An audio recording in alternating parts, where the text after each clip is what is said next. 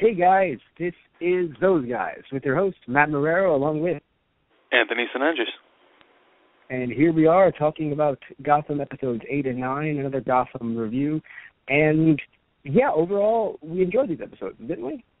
Absolutely. I would say. Yeah, so, they're not bad episodes. Before we delve into the episodes themselves, we'd like to say, if you want to call in and talk about a specific episode that we are talking about, because, we always talk about them in order, little details here and there. You want to call in, please do. The number being 718-664-9468. And if you want to just call in to listen in, you can do that as well. If for some reason your internet is being occupied by WWE Network, free this month, by the way, Ring of Honor Network, Netflix, Hulu, Amazon Prime, number of things that could be being stolen, right? Stealing your internet from family members in your home. So you can just call in. Take your phone, pick it up, cell phone, house phone, and, again, call in 718-664-9468. And if you do, and you don't press 1, we'll know that you're on the line. You're there just to listen in, and, we'll keep you there. And, of course, anytime if you want to talk to us, please push the 1 button. We'll see that you want to talk to us, and we'll put you right on, too. All right? Technology, everybody. Technology, everyone. How far it's advanced. But, yes, so, this episode, talking about episode 8. And, overall, the episodes were good. It's just that they've been doing some things that we've been noticing, and it wasn't a problem at first. The idea of introducing a character, right, a bit too old to be around, we would think, when Batman starts, wasn't a big issue, in the beginning, where it was just, okay, 1, 2, okay, we'll accept you. You're there. But now it's becoming slightly ridiculous, I would argue. And, yeah, it's funny, because, I'm thinking Anthony's going to say something wise, and he just goes, no, I agree completely, everything.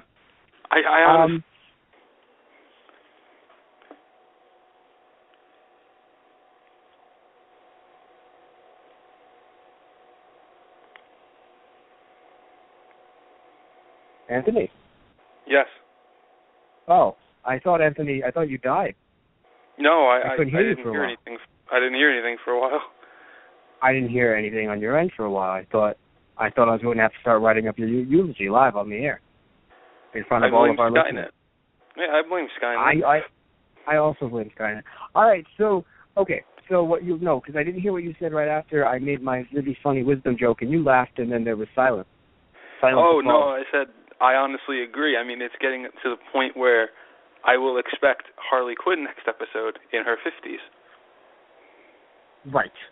Well, yes. No, Harley Quinn would be in her 20s, or she would be in her 30s, and then you sit there and you go, So yeah, that's the thing. There's a lot of people that, I'm not saying that they can't be introduced. I would have loved, mini Batman with little mini Bruce with obviously mini Selena Kyle. She's pretty mini now, but even smaller. Mini Harvey Dent, mini Black Mask. Because technically, he would be going to school with Bruce right now. So, strange, and, so jumping into this episode 8, specifically, we talk about Black Mask. Technically, it wasn't the same Black Mask because Roman is the name of the mask that we know from normal Batman canon. Yes, and in this episode, he was Richard Sionis. And according to numerous online fan sites, the common theory is that he is the father of Roman Sionis.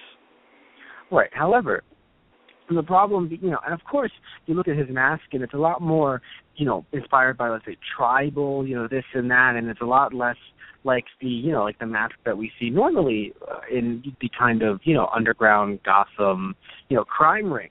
But the problem, of course, becomes just the idea that, Roman was not really inspired by anyone. Mm-hmm. Of course you can say that, I don't know, it was, his situation is more of his family kind of neglected him. They weren't really, they dropped him on his head even. And all they really cared about was their own soul, their own public image instead of, their son. And they basically made Roman, the Black Mask that we know, become best friends with Bruce in his childhood because it would make them look good. right? They didn't even like the Waynes. So they basically kind of made them, become a thing. And it was just, and even though he kind of knew him for a while and he ran his own company, he just eventually because of all this, kind of just broke down and turned over to becoming the Black Mask that we know. And then after arrests and things like that, he now works in the underworld. So it's just a strange situation where we sit there and we go, oh, so, this is Roman Sionis. No, it's Richard Sionis. So it's a strange situation where even if you do say, oh, well, it's his father, okay, but I hate to sound like that person, but that's not how it happened. No, that's not how it happened. But, it's just one of those situations where, and mind you, I'd like to add, we'll always say this when we talk about certain characters and certain little things that we make jokes about. I loved everything about this episode. It's just, certain things like that will turn, maybe go, oh, but the episode itself, the theme of, an office, something that's supposed to be taken as a very, serious, kind of quiet place, turned into a battle to the death, kind of like an underground fight club.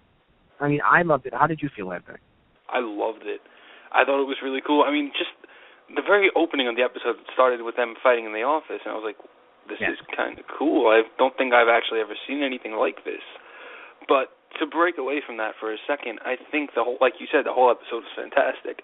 But my personal favorite scenes were between Bruce, Alfred, and a young Tommy Elliott.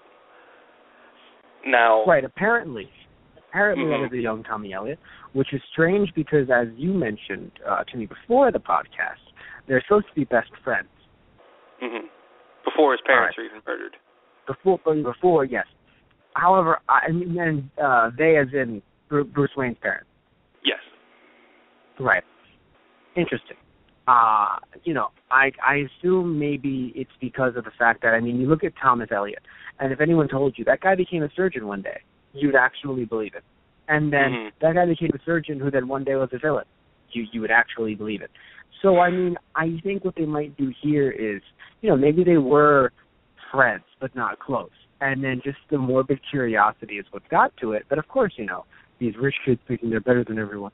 And now that, it's just Bruce slaps him, and he kind of just, they're of course, they had got to a little tiny altercation, a little tiny one. But assuming that, now that he is, I assume Bruce has earned his respect. So I would imagine after that.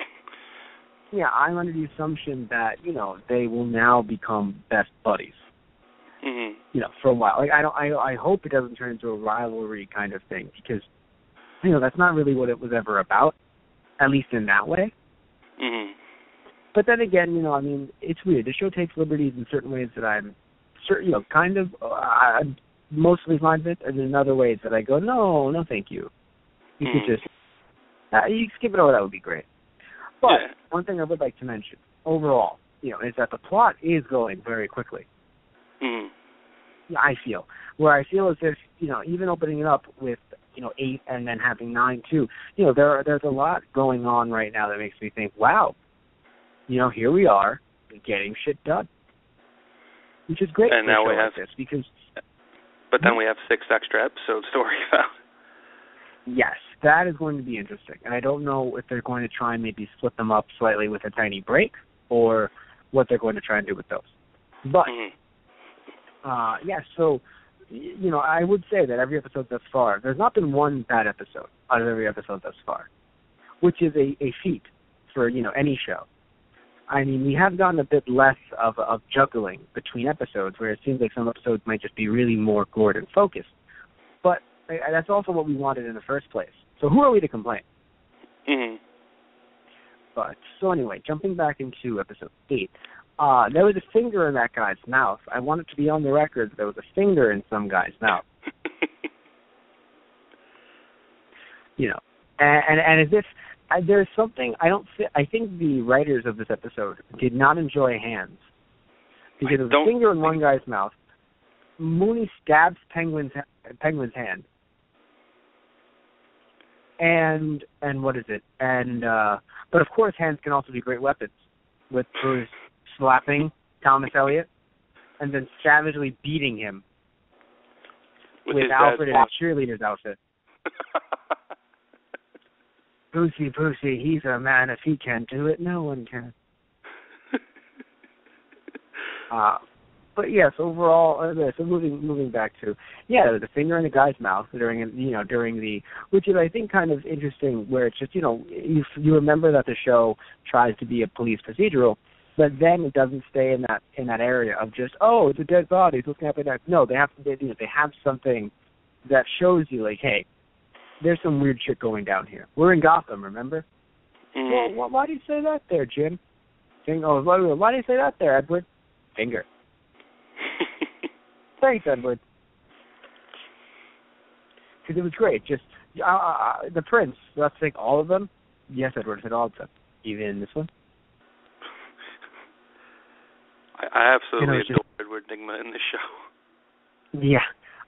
He's not as much as Penguin, but he definitely can steal. It's very interesting where I think it's just the cast, a very well-chosen cast, mixed with the lines themselves. Because I feel like if you just give the scene to one person, they will steal it. And then you go, damn, I think that person's the best. And then all of a sudden you give it to, let's say, Jim Gordon's actor. And you go, damn, I think he's the best. And then you give it to, even Bruce, actually. Even though he's a young actor, he can also steal the scene. You go, damn it, I think he's my favorite. And it's very interesting how I think it's just a nice balance between the script and the actors who have been chosen, who have just really been able to bring this piece to life, where it could have easily failed. And we could have just been sitting here going, all right, I'll wait for cameos. That's the only reason why I'm here. Yeah, but yeah, I honestly don't think they've chosen a better cast for this show at all. Yeah. No, I don't either. Even the people that will say, oh, they're here too early or something, I don't think that they're off in any way. It's just that they're here a bit too early. Mm-hmm. So we jump to Fish Mooney having that, Penguin giving Fish Mooney a very nice brooch that he asked a woman for, politely. And, yeah, he was so nice about it, What did you think that she was going to hurt him somehow? Oh, absolutely. The minute she pulled the I don't really know what the technical term is for the thing she pulled out of the brooch. I would say pin. Yeah, pin. The minute she pulled the pin out of the right. Whatever it is, it's a sharp object. The minute she pulled the sharp object out of the brooch. Right. I honestly, from the minute she pulled it out, I was like, well, we're going to get some bloodshed. I don't know if it's going to be Penguin. Yeah. Or one of his guys, but it's probably going to be Penguin. And as soon as she went for the hand, I was like, oh, Jesus. And then the subtle things, he's just like, no, stand back, it's okay. Exactly. But no, it is a pin, it's a rather large one. So that was what I was going to say, where it's just, it is a pin, but damn was that a large pin, where it's just, that can do some damage. Yeah. But then again, it was also a rather large brooch. But I don't know why we're talking about this, because Gotham happened. So, Bruce goes to school, right, which is good because you talked about this, where the idea of Bruce going to school to us was weird, but I think it was going to be worse if they kind of kept it going.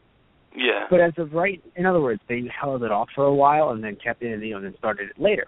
But you start it now, and he can easily wean his way off school, which it appears he already has because he said he's making his own curriculum. So apparently, it seems like they just kind of.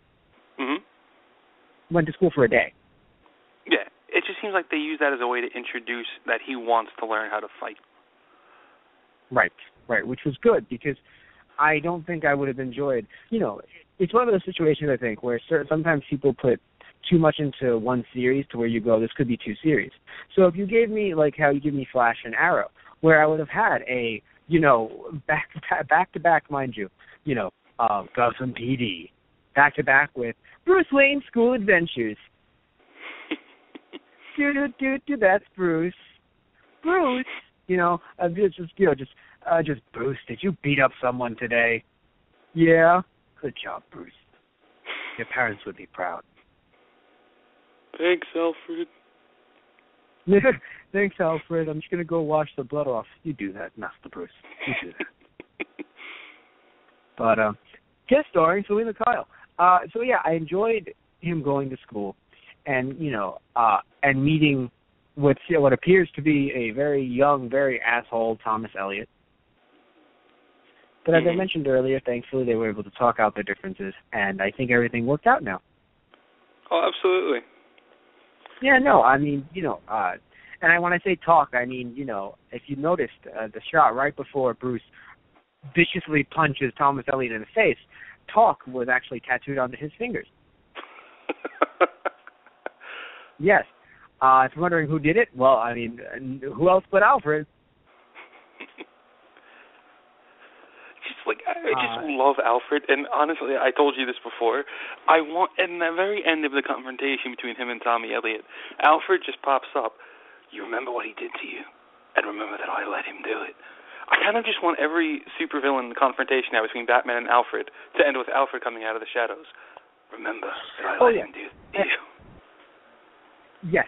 Every single confrontation, every single one just, Batman is just finished, just punching Joker in the face repeatedly. It doesn't have to be Joker, because he would laugh maniacally. I mean, it could be Riddler, right? Just punching him in the face, in the face repeatedly.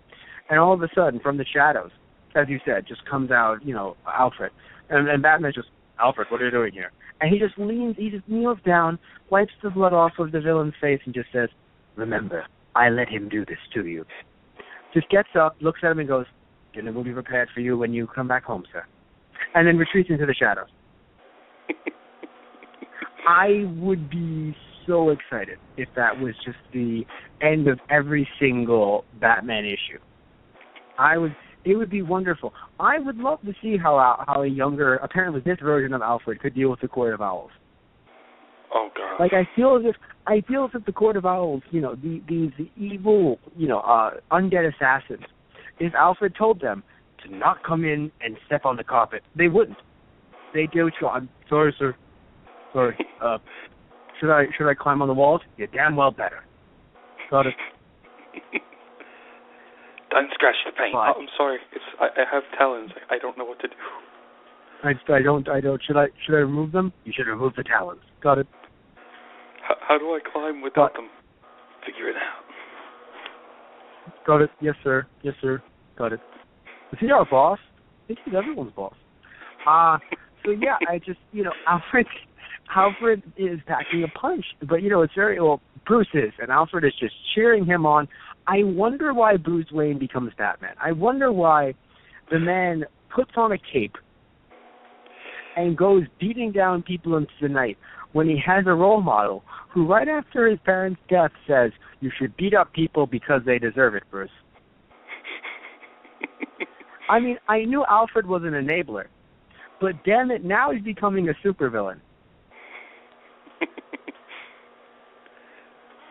Like, it started with, he's in my head, where it's like, of course he's technically enabled him all these years. I mean, he's sat here and he's, let him do all this stuff.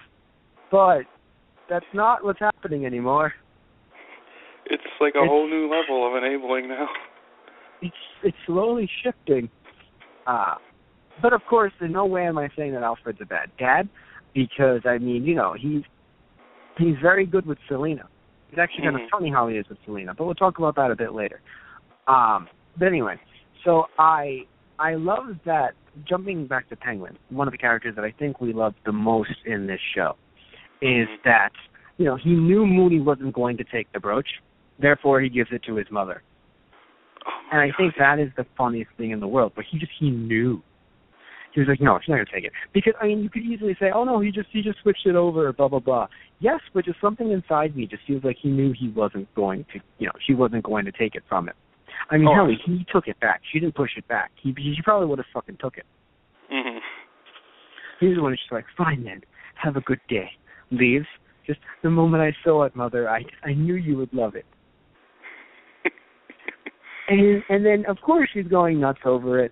And I love that I love her the most now. I think, again, every character apparently steals the scene, because I can see where Penguin gets his evil from. Absolutely. Because at first, I thought it was more of she's keeping you hostage, so therefore, like emotionally. So this is how you lash out. No, apparently it's just pure evil. Evil! I mean, that rat trap thing was insane. God, I know. Yes. So, yeah, and of course, rats, bats, same thing. So clearly that's why Penguin has his hatred of bats. Clearly. Yes. Apparently. I'm just trying to find ways. But, of course, he still loves them because he is the Joker. I'm never going to let that rumor go.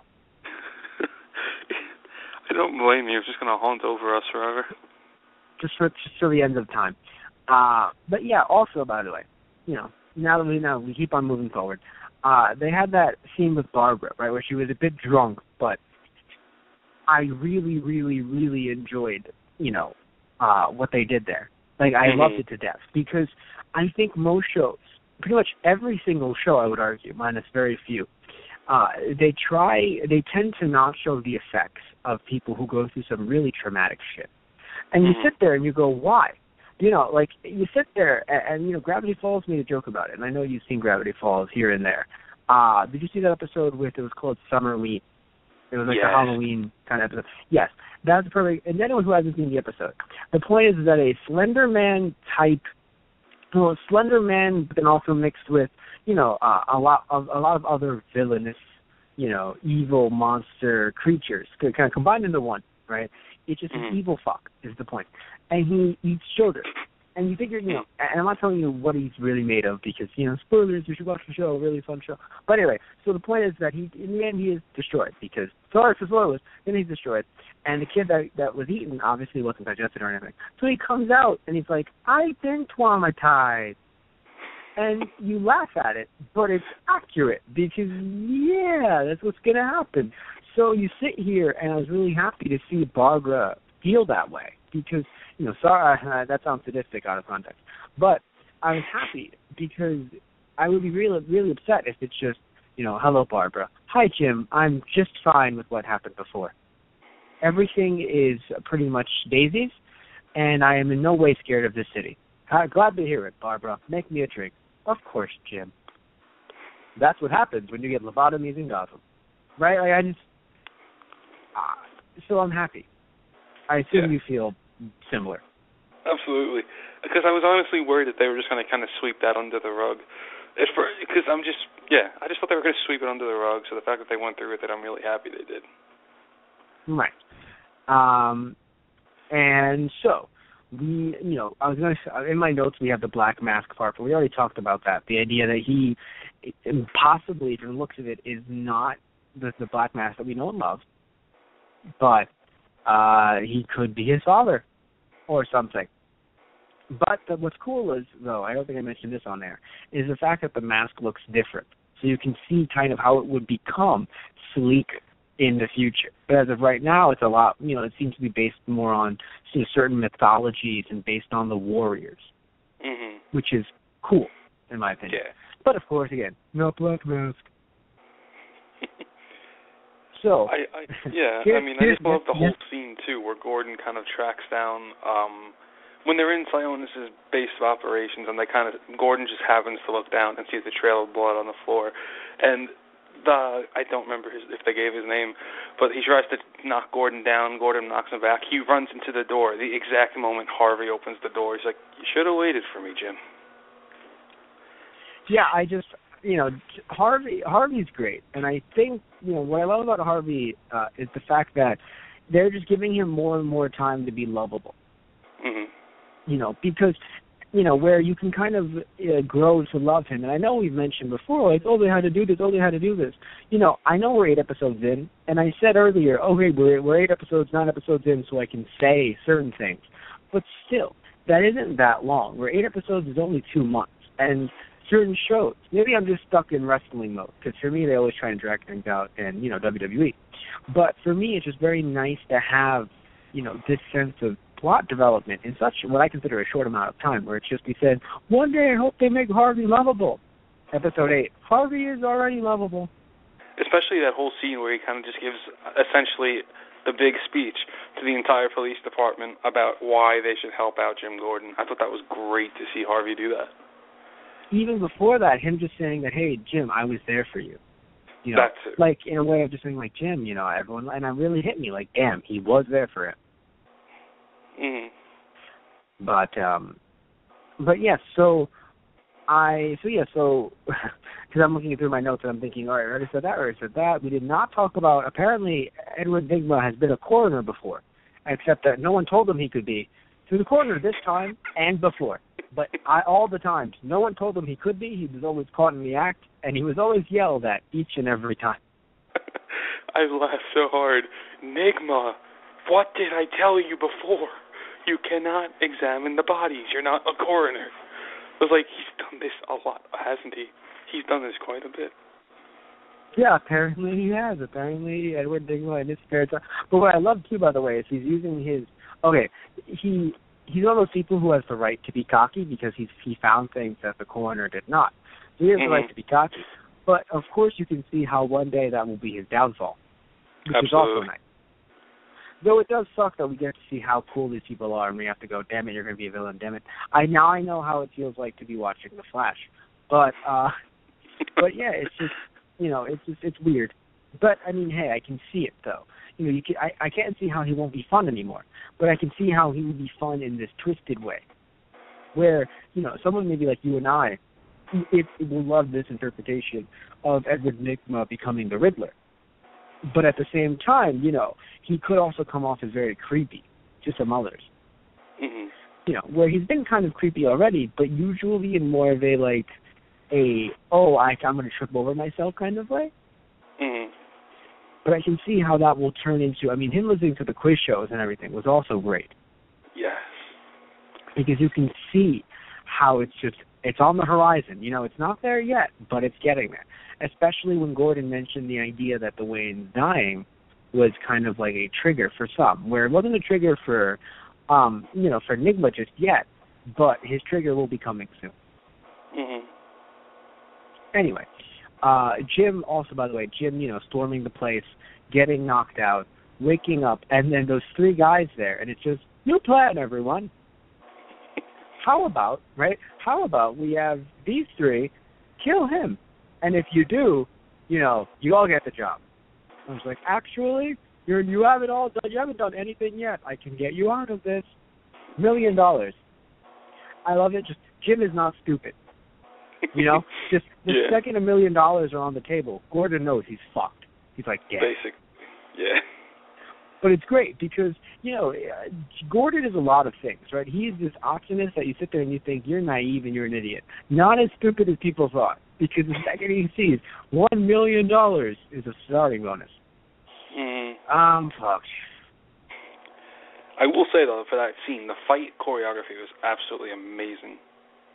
Oh, yes, because, you know, they needed someone good for that because, you know, Gordon has killed before, he's fought before, he's been trained to fight, so he clearly has to know what he's doing.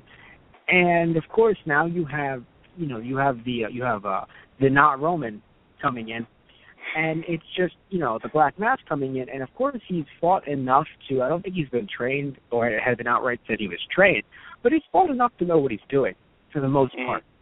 So you have to, you know, so you throw him in with Jim, and it was just a really nice fight for a bit there. Yeah.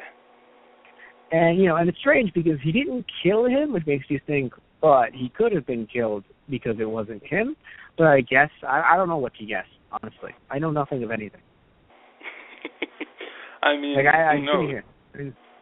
Yeah.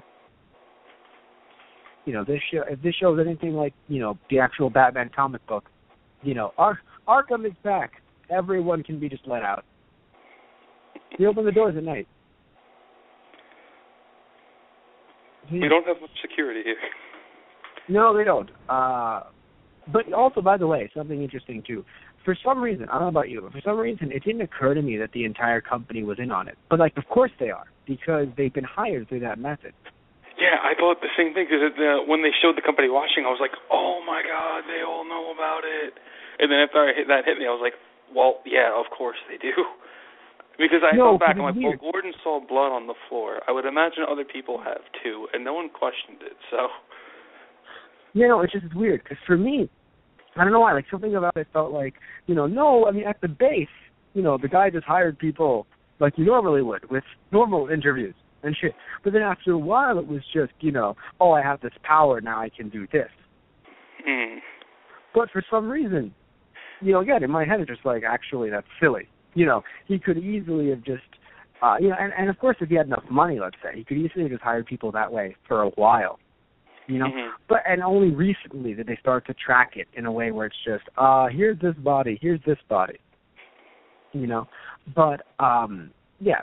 Anyway, very interesting either way. Where the company is in on it and they're kind of watching it like it's. Because at first I was like, oh, is it like a club that does it in secret? It was like, wait, no, those are the same actors. Mm. And I was like, and actresses. And I was like, shit, the company knows they're in on this. Because, yeah, they've been hired that way, too. So they're like, oh, hey, I'm going to watch it. Like, it's not going to hurt me not to watch it, right? I mean. Let's place bets on it while we're at it. What? Let's place bets on it while we're at it. Might as well, right? Make some good money that way. Yeah. And if you think we're being very detached here, well, I mean, come on. The guy was put in jail. We're good. Yeah. Everyone saved. The people in the company, I think I wonder about more. That's, I think, I find more frightening. That is true, yeah. Yeah. I would love if someone in the company, one of the employees is actually Roman. Yes, right? It's just, my father, I was his illegitimate son, but now I am Roman, something, his last name, I forget his last name, but Roman, I am Roman Mask. You have such a lovely name, Robin. I am Roman Sionis, Mask, Black. Look, I'm working on it. My mask is black. It looks like a skull. Deal with it. Deal with it. But yes, so getting back to Bullock, yeah, that speech that he gave was really nice, and it was very heartwarming, and it was also kind of funny, where it's later on, it's just, I heard you called me an asshat. It's like, I did do that, yes.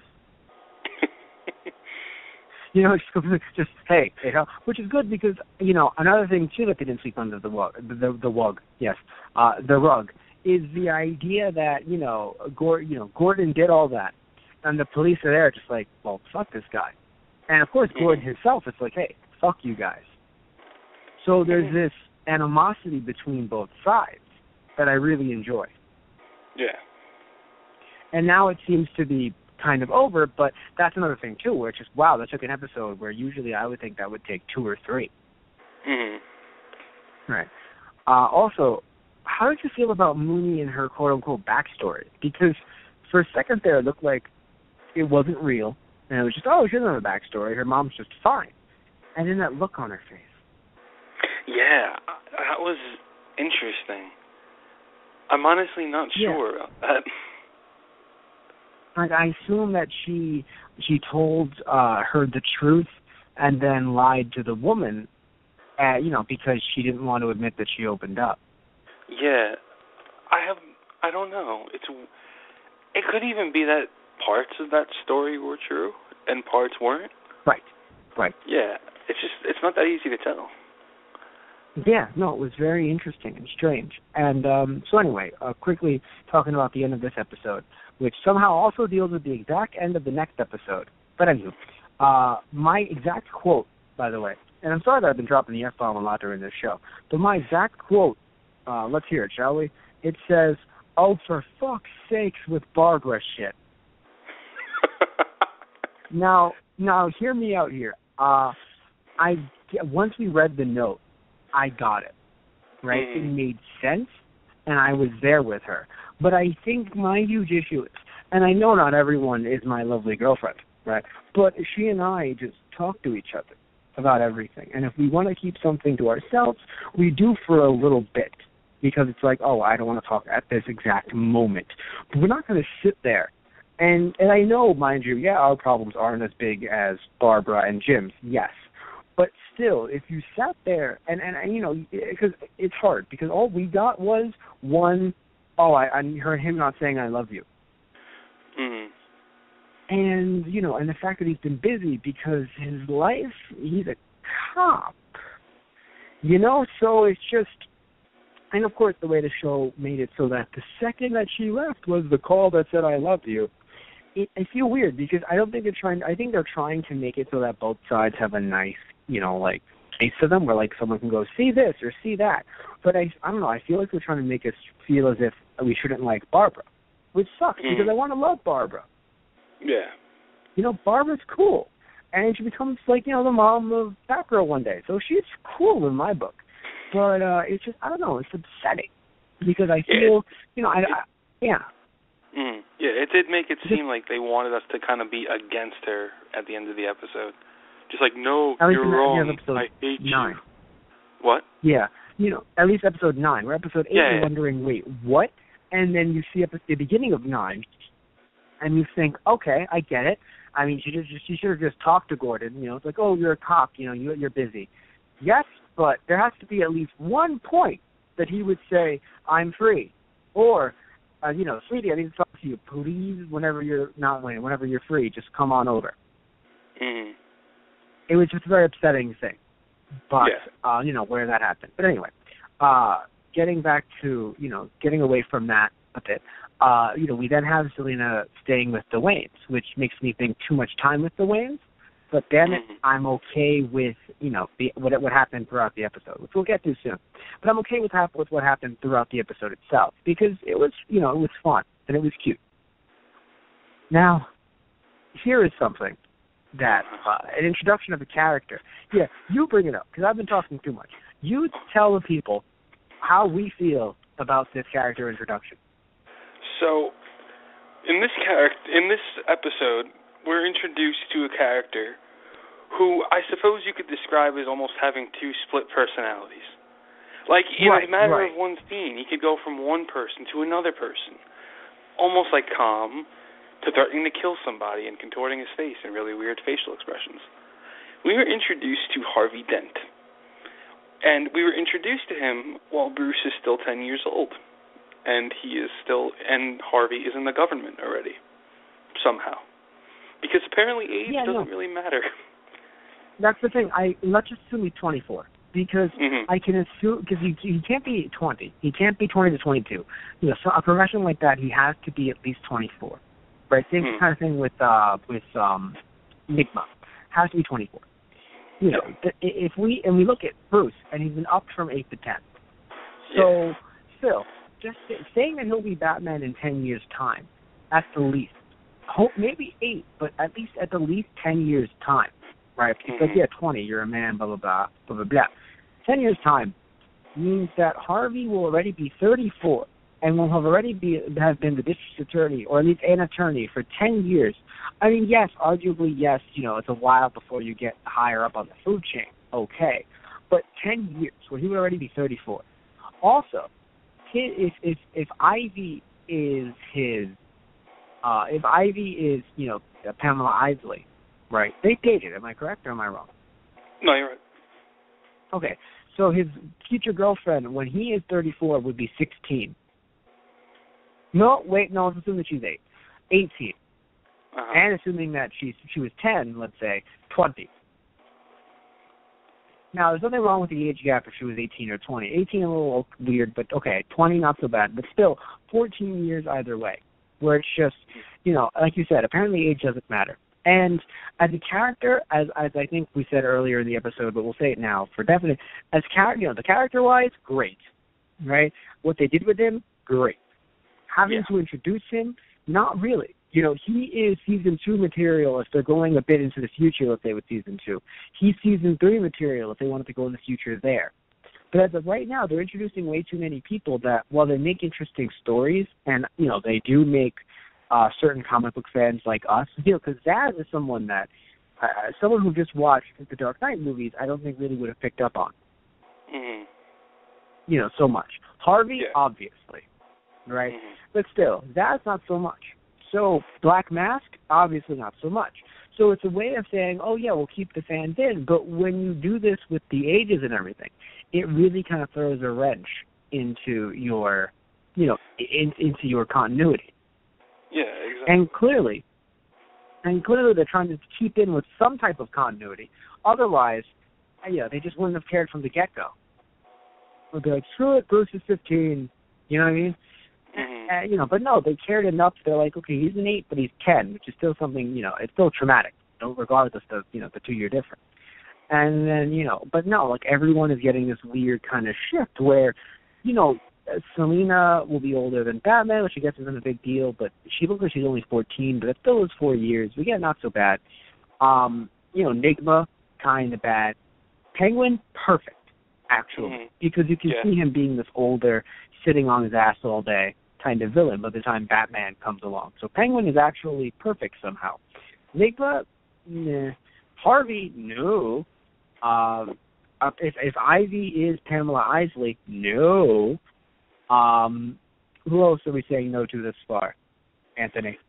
I'm trying to Zaz? I'm okay with Zaz, honestly. Right, okay, kind of. Because it's going to take him a while with that. Those tally marks. Right, of course. But who else do you think? I'm trying to remember who else we've seen so far.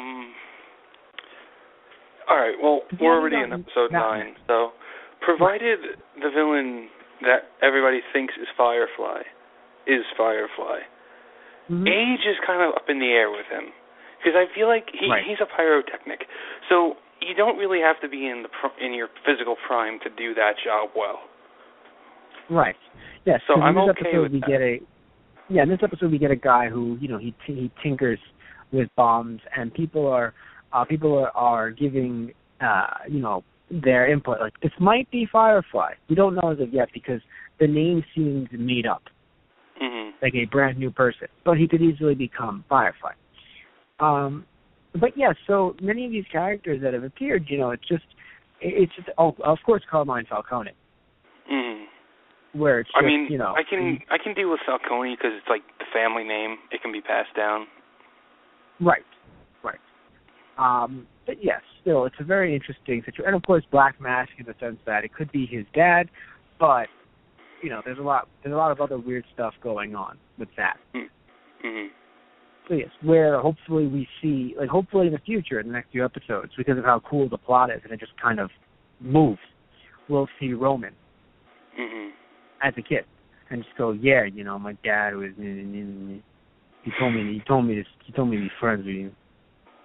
But then again, they've already pulled him out of school, which is weird. Yeah. From the looks of it seems like they pulled him out of school because he's mentioned Bruce has mentioned. Yeah, he's definitely implying at this point. What?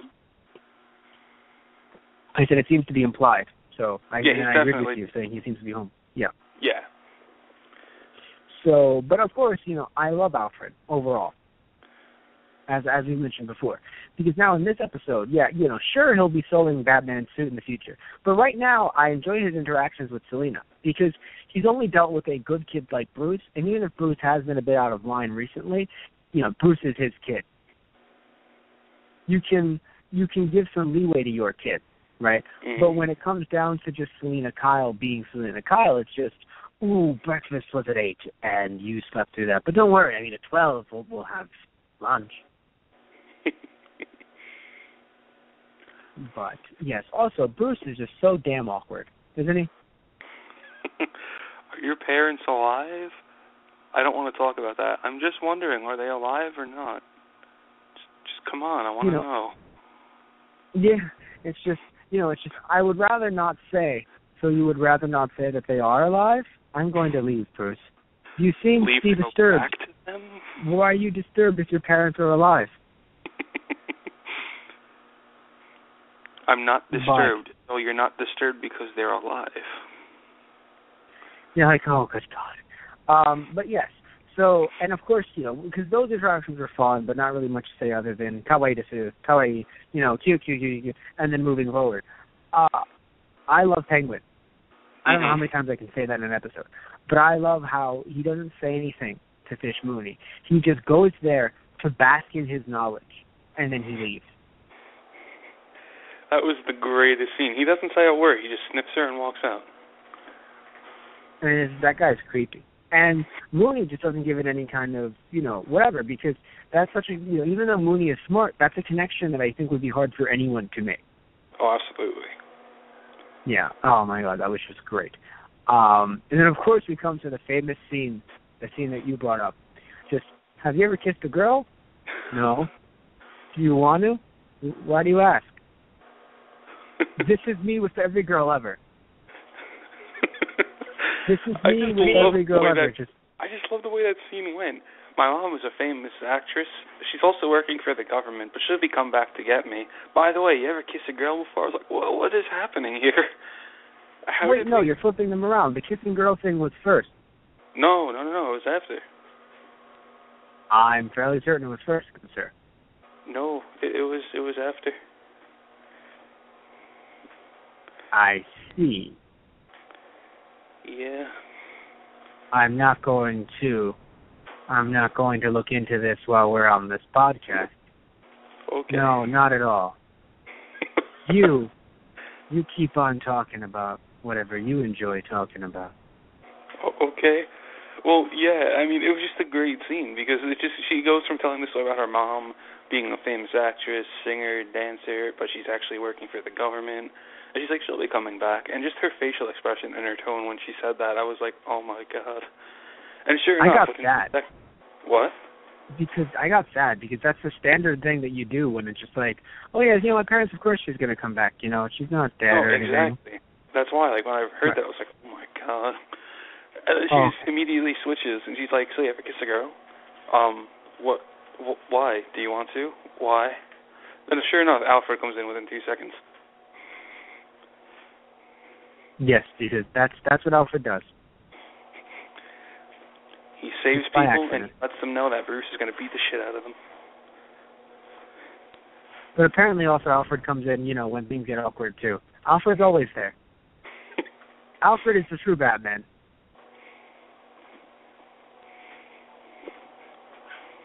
Did I kill you? No. I couldn't hear him, everyone. Alfred is the true Batman. I just hear silence. I've broken Anthony. Anthony. No. I thought you were going to go somewhere with that. That's why I didn't. No, just that's it there. You are correct, Anthony. Yeah. So good for you, you asshole. Good job being correct on everything. I'm hanging up. Do the show yourself, you correct bastard. Everybody gets. So anyway, no, but all jokes aside, we brought up Harvey's mean streak before, where you said it's like you can be two different people. That's a wonderful thing. Where I'll say, they're good at writing their characters, and of course they're good with their plot. The problem with and how it can go so smoothly and go so quickly. My problem is just how Harvey and other characters are just plopped in there, where it's just 5 years before your time. Sure, why not? Mm-hmm. Yeah, I mean, the scene with him, I was drinking water during that scene, and when he just flipped, I was like, oh, shit.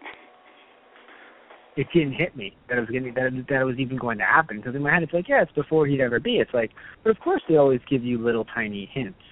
Mm-hmm. But yes, also, by the way, speaking of the villain in this episode, that we brought up before, I really enjoy the idea that we could have a villain in an episode who, I mean, of course they all are mentally ill, right, which is this kind of the theme of Gotham. But I enjoy that he's mentally ill in a way that doesn't completely make him evil. Where most of the others seem to be mentally ill, but in a way that it's just, I am the spirit of the goat, or, yeah, I cause people to kill others. Things like that. Or I am Balloon Man. So in this case, it was really nice to... That's his voice, by the way. I am Balloon Man.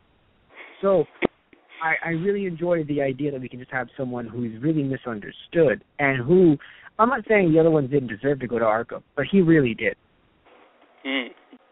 There was no excuse, to put it. There was no reasoning behind putting him in an actual prison because he was mentally ill, but he never killed anyone. He did bad things, but anyone who did kill people, he thought, nope, this is bad. I'm going to jail.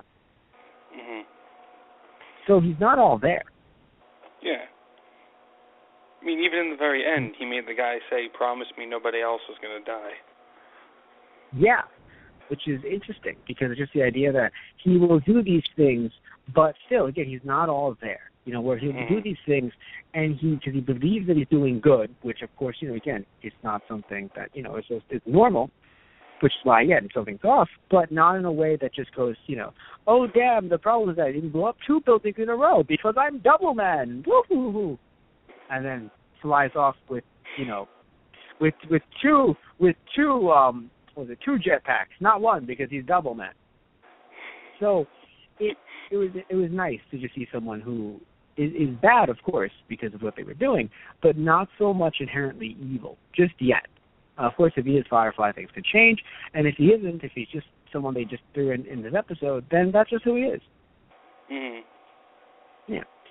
But also, I brought up before that Bruce and Selena were adorable. That food fight that they had, which is one of the cutest things I've seen on television, in a show that wasn't inherently made for, children overall, or family. This is kind of more of a, it's on Fox, but it was just so cute, because it was just like, of course the idea of just like, I'll let you kiss me, but it's funny in the way that she's Selena Kyle, so she's so acrobatic that Bruce will never get her. Only when he's older, apparently. Yeah. But Bruce, I just think it was adorable for Alfred, especially, because it's the first time we've seen Bruce smile in a while. Yes, which is great, because it's just the idea of, again, Alfred is a good parent. It's just that he doesn't, without context, I feel that his parenting thing with Thomas Elliot is actually the way I want parenting situations to go. It sucks because the world isn't black and white, so Bruce could have always been lying in the real world. Yeah. And then you basically just allowed a butler and a boy to come over to your house and punch your kid in the face, right? But if the world was black and white, then I would sit there and be like, did you, son, or daughter, did you beat up this other person? Yes. All right, 1 free hit. Show him his boss, But anywho, but with context, right? Without context, you're like, I really enjoy that parenting method to a certain degree. With context, Batman. Pretty much. Something that I guess no one really thought of at the time, so I get it. But then, with context, we now have Batman. Basically. Right.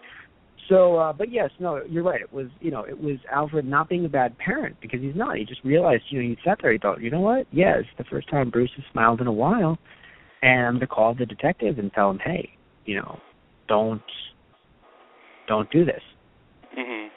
Yeah, don't pick her up, because everything's just fine. And that was cute. That was nice. Yeah.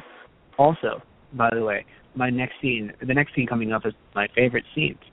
How Penguin kind of plays the field again. Yes. How did you feel about that? I love that scene so much. I love that whenever someone enters a room and Penguin is there, he's casually sitting just straight across from them. I'm sorry, I didn't mean to intrude. It's like, motherfucker, you broke into the house. Just so calm and collected, and as I said, he plays the field in such a brilliant way, where it's just, you're going to keep on working for Fish Mooney. You're going to keep on doing exactly what you're doing, and you're not going to tell anyone. Which then makes you think: has he already told Falcone? Will he be telling Falcone, or is he actually using her as a wild card to try and destroy both sides? It really makes you wonder. And I can't wait for the next episode because of something like this. Yeah. I personally think he is using her as the wild card. Yeah. I think that he'll be using her for Falcone, because at this point it's just easier to work with Falcone, because if Falcone ever found out that he knew, that's a huge issue. Game over for Penguin. But we don't know. So also, yes. Also, I want to mention, I want to say yay to Arkham. But Arkham is also not the best place in the world, because guess what? The refurnished Arkham now has its doors wide open. Yay. Sort of. Enough. And so, and how do you feel about the final scene of the episode, before we finish the show?